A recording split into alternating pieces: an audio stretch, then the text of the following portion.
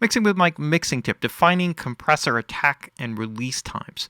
This is something that earlier today somebody sent me an article, and I just want to show it to you. It was from Attack Magazine, and the author of the article is Gregory Scott, and the title of it is "Demolishing the Myths of Compression."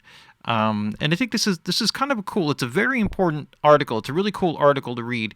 I'm going to attach the link to it below this video so that you can get to it on the article. So wherever you're watching this, you should see an attachment there for the link, because I think it's really worth reading. It's a lot of really cool information on this. So when I initially read this article, there's a lot of valuable information, and most of it, almost all of it, really extends from the analog era. But there's a lot of things that are very correct in terms of the way that it's laid out. So I think it's worth taking a look at. And so I'm going to comment from this place. So if you read this article, it will help to add depth and meaning to the stuff that I'm going to talk about, because I think there's a lot of confusion about when you set a certain attack time, what does that mean and where does that begin? And when you set a release time, well, what is the beginning time of that release time? And when does a compressor switch over from attack mode to release mode? And what are the different things that are going on? And I think it's important to understand, in terms of the context of working with it, and this is the link right here, so you could actually lay that out, and I'll just kind of leave it up there for a second while we kind of talk about some things.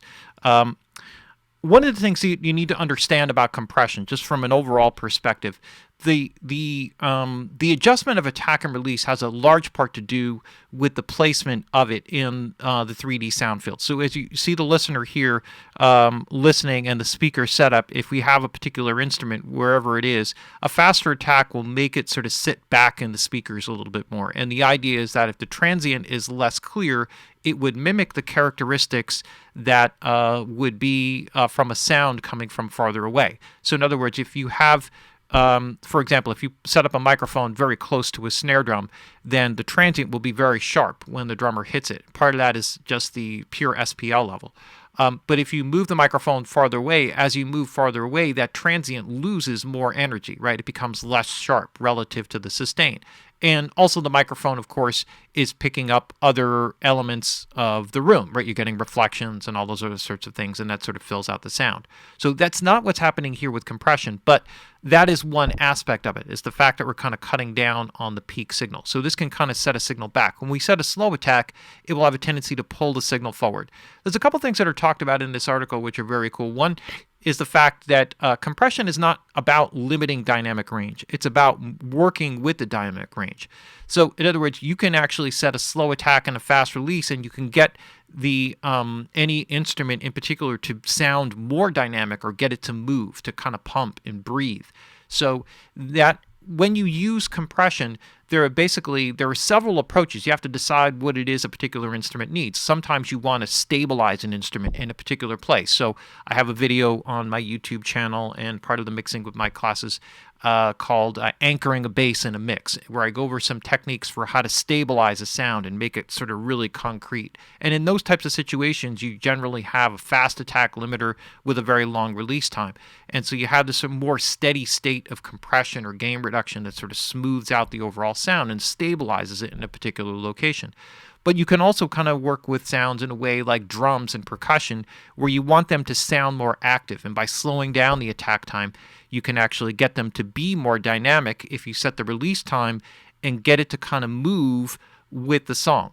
When you get to analog components and working with analog emulations, the tricky part is that some of the times, or most of the time, the attack time is fixed, particularly when you're getting into older components. And the release time you may not have any control over, right? So one of the things that made the 1176 a fabulous tool, for example, is the fact that it had attack and release time characteristics. The thing you need to understand when you look at the history of limiters, right? And here's one of the limiters from a while ago, from a long time ago, and really limiters all started in broadcast. And this particular limiter, there was some interesting aspects about it, because in broadcast, one of the things that was really important about sending a signal out is that they wanted the signal strength of the antenna or the transmission tower to feed out over a longer distance, because the longer distance a a station could transmit, the wider audience they could reach. And therefore, if they had advertising, the more people that they reach, the more advertising dollars they can get for the spots or the ads that they do. So what they did was they wanted to have the attack times be as fast as possible. And they wanted a pretty heavy amount of limiting without distortion, so that would give them the ability to transmit that signal over a much longer distance. So if you have one transient peak that's 20 dB above everything else, then that limits your ability to transmit at a louder level. So this is like really almost exactly like loudness wars, but in not so much that you're in competition. Obviously, you want your radio station to be as loud or louder than other stations, but you also want it to transmit over a longer distance. So whether AM or FM, same basic idea. This is kind of an interesting one because it actually had a delay circuit built into the broadcast signal so that it would trigger prior to or leading up to the actual audio signal. So the trigger signal would be happening in real time, but it would be keying the sidechain of the gain reduction unit as the audio signal. They could time it so that it would give you basically an instantaneous attack, or what they call an extremely short attack time. And this is how you basically had to do it. The thing about analog components, when you start to get into it, is that, like, here's a Fairchild compressor, a classic compressor, is that when you actually feed an audio signal into a limiter or to a compressor, the attack time technically is the amount of time that it takes to get to 3/4 of the amount of gain reduction that you're going to get. So in a way, if I kind of like lay this out, I mean, this is technically, okay, and this is really purely in the analog realm. So what does that mean? If you think about it like the way filters are designed. So in other words, if I just sort of graph out something here, just like very simple, like, so here's a line, and let's just say we're talking about like a simple filter. So let me just line this up here for a second. Go back here. So if I have like a filter, and I set a filter, for example, to a particular frequency, and let's just say that it's 50 hertz. So this is just kind of extending on the example. I know we're talking about compression, but if you set it to 50 hertz, then it is at a specific point that is not the starting point of the actual filtering. And I believe that's 3 dB.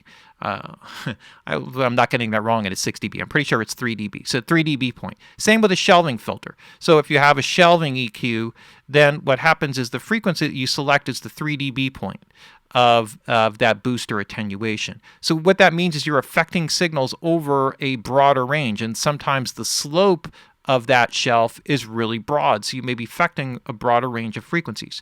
And if you look at it from that perspective, then the attack time is a very similar type of thing. So in other words, when you set the attack time, it is the length over which the attack is occurring. So in analog components, the compression is meant to start instantaneously, but it's how you sort of scale it over the course of time. So if we have time as our measurement kind of going in this direction, and we have an attack time, like say this is where the initial transient occurs, and we have an attack time of, let's just say, 10 milliseconds, then this is a point in the gain reduction cycle where you get 3/4 of the total amount of gain reduction that you would get. So technically, that would mean that you would have a 10 millisecond attack. So from that point, you are having more gain reduction, right? So let's just say this is our gain reduction needle going positive. So even though the gain is going down, I'm kind of doing it inverted here.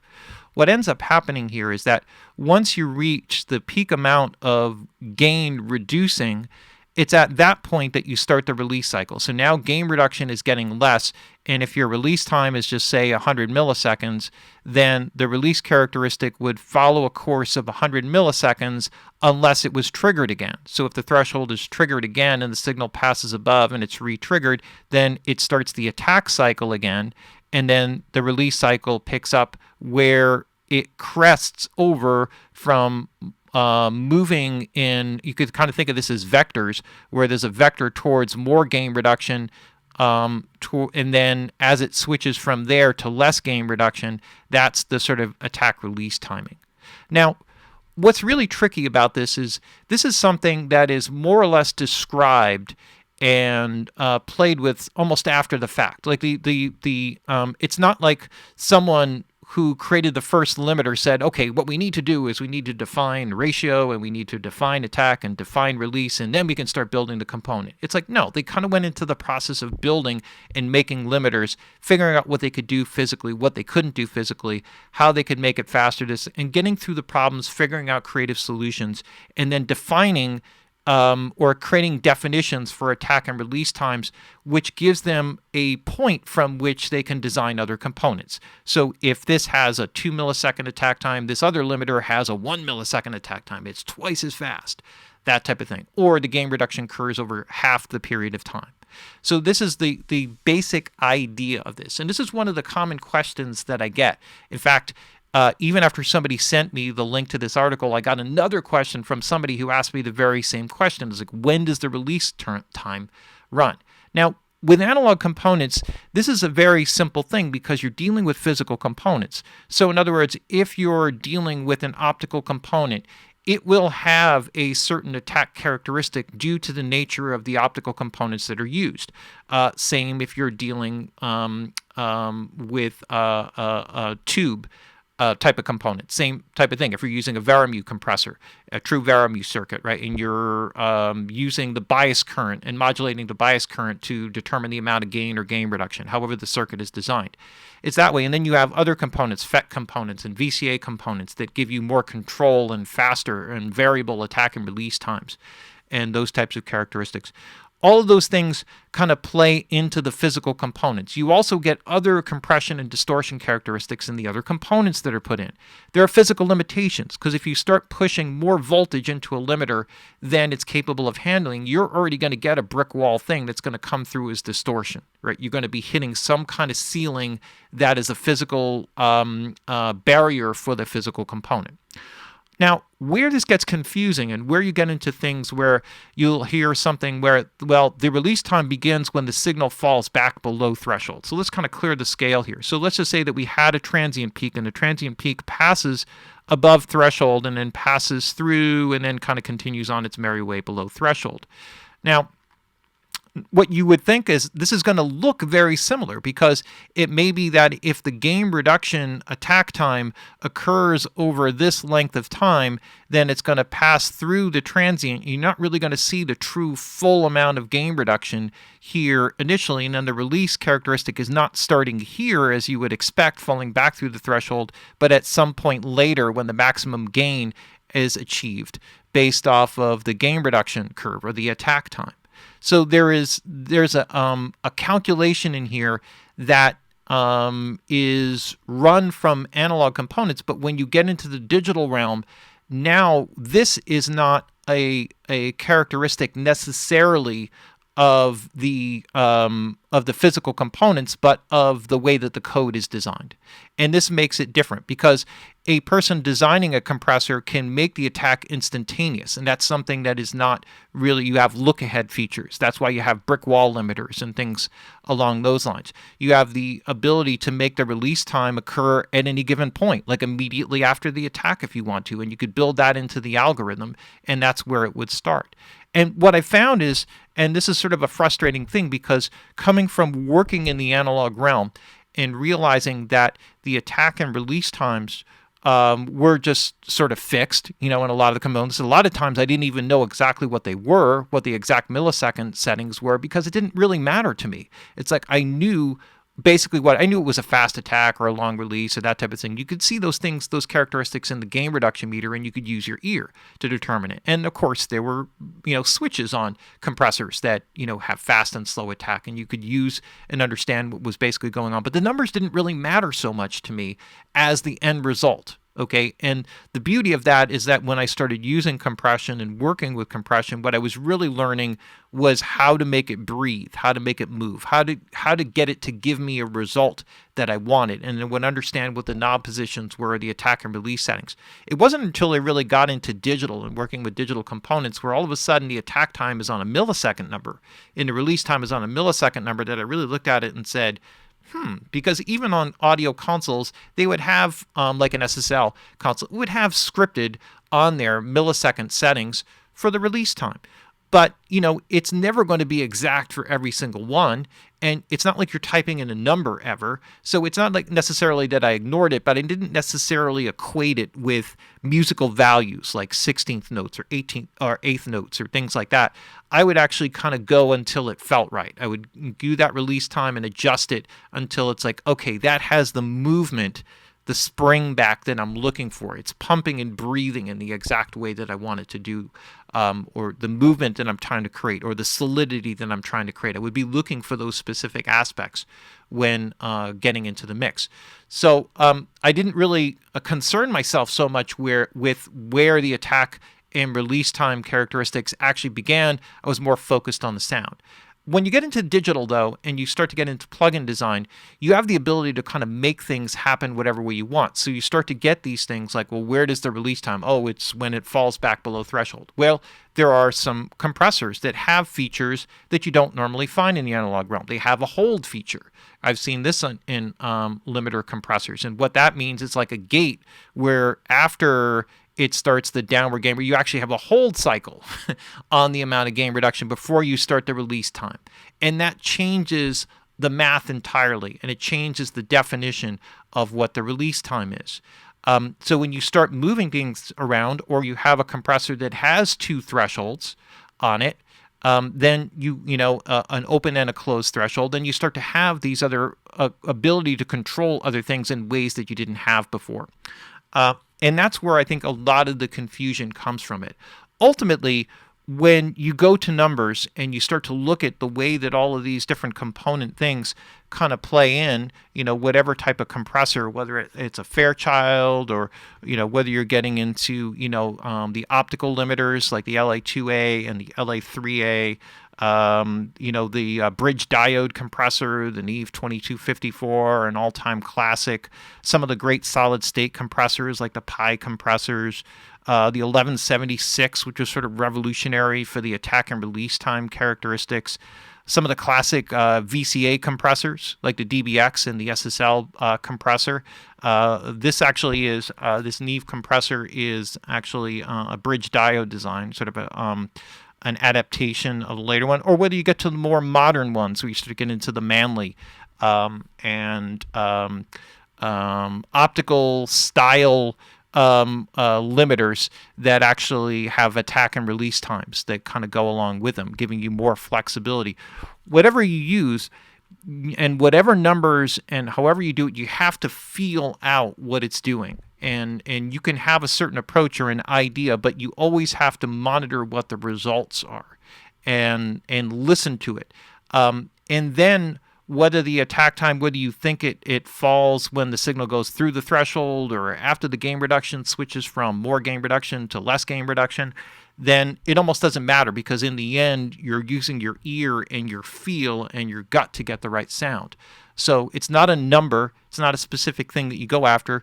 Those things are important to understand because it gives you the ability to dissect, analyze a situation, and start with a solution that probably gets you 80 or 90% close to where you want to go. So at least when you're selecting a particular type of limiter or compressor, if you know what its characteristics are, what it's really good at, and what its basic attack release time characteristics are, this is important especially with vintage components, then you have a much better starting place for working with those components. So as you actually start, you can make a better choice in terms of because you understand what it is basically doing, and then whatever the release and whatever control you have over those characteristics, then you have to start to use your ear and your feel and your vibe around it. So this was just in response to this article. It's definitely an article that is worth reading. It's on Attack Magazine, and this will kind of give you a really good idea of what all this is about. The basic myths that are talked about here is the attack time of compressor, talking about the release time when that begins, the below threshold type of thing. There's also one thing here on reducing dynamic range. A compression reduces dynamic range, which is not accurate, and that compression makes sound bigger, and that's kind of more of the movement. There's a really great point in here made in the article, and it's kind of pointed out that which was with Michael Brower. I'm sorry, I was trying to find it on the article here. And one of the mixing with masters things where he talks about thinking of compression sort of like a rubber band. He's looking for that kind of bounce back or that kind of movement. I've never described it in that way, but it's a very good analogy to kind of think of it that way. You're kind of looking for a feel or a vibe or a movement with compression. It's not this thing that's necessarily meant to just crush the dynamic range, and that's where things start to sound thin and pinched and smaller. But it's the interrelationship of the way that you apply that compression across all of the individual elements of the track that creates the kind of movement and weaving of the instruments. And when you really start to understand that and use it, then you'll start to feel your mixes really come alive and open up in terms of the front-back movement in the 3D sound field. Very important point. It's a real passion of mine. So really, any of you who have taken my courses, I have a whole course, power compression course, which is 12 weeks, almost 30 hours of just compression, just talking about compression and getting into all these very specific things. But this is an important one. It's a question I get very commonly, and it's nice to see there are other people out there that are writing things that help to educate people. So I wanted to point that out and tip my cap to Gregory Scott, for putting together this article. So Gregory is from Cush Audio, and so you might want to check that out as well. Really cool. All right, there you have it. There's a Mixing with Mike mixing tip, defining compressor attack and release times.